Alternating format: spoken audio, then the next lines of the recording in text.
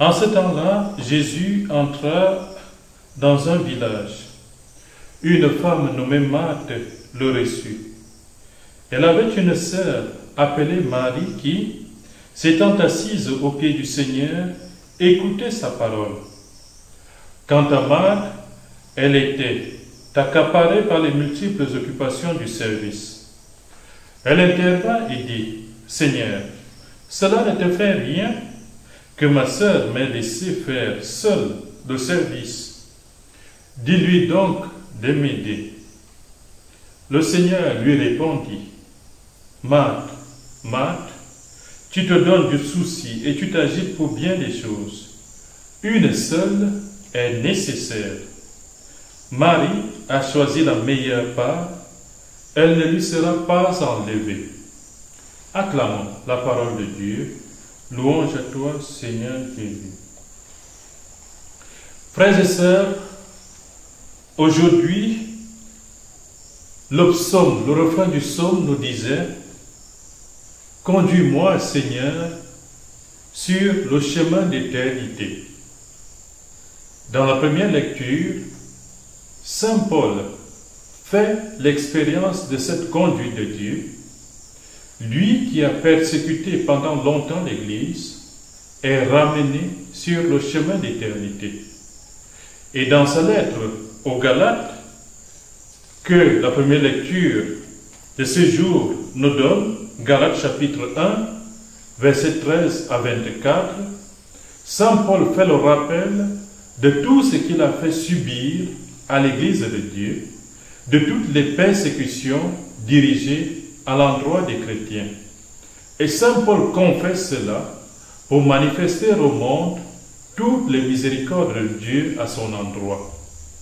Au point où les gens qui le voient sont étonnés de voir l'homme qui persécutait l'Église hier annoncer la foi dans le Christ Jésus. Saint Paul le dit donc, il ne ment pas, il ne fait que manifester, professer toutes les grâces du Seigneur à son endroit. Et c'est ce qu'il nous annonce aussi aujourd'hui.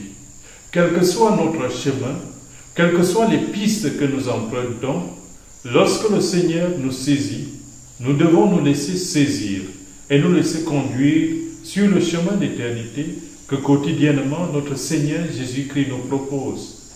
À toi et à moi, le Seigneur nous propose un chemin d'éternité. Et dans nos prières quotidiennes, nous devons être en mesure de dire au Seigneur, « Seigneur, conduis-moi sur le chemin d'éternité. » Dans l'Évangile, nous avons la situation de deux sœurs.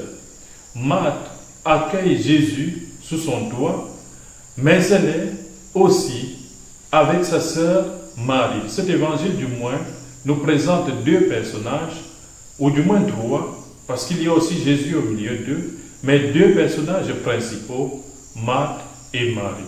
Que fait Marthe? Marthe a invité Jésus et se met au service du Seigneur.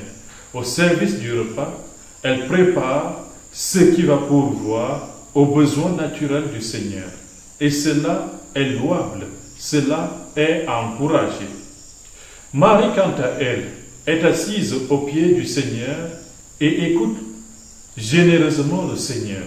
Cela va peiner un peu Marthe, qui sera obligée de se lever pour venir voir le Seigneur et demander l'aide de sa sœur, ce qui n'est que naturel, ce qui n'est que, on dira, normal au plan humain.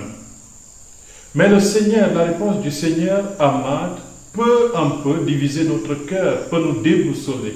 Comment se fait-il que je demande l'aide de ma sœur afin que nous te fassions un repas à manger et toi tu me réponds, c'est ma sœur qui a choisi la meilleure part.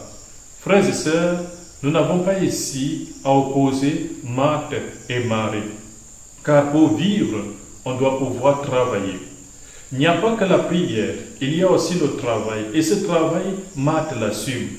Mais au-delà de tout travail humain, au-delà de tous les services que nous pouvons rendre, il y a aussi le côté spirituel en nous qui réclame de nous des moments de méditation, de prière et d'écoute attentive de la parole de Dieu. Et cela, Marie l'assume généreusement.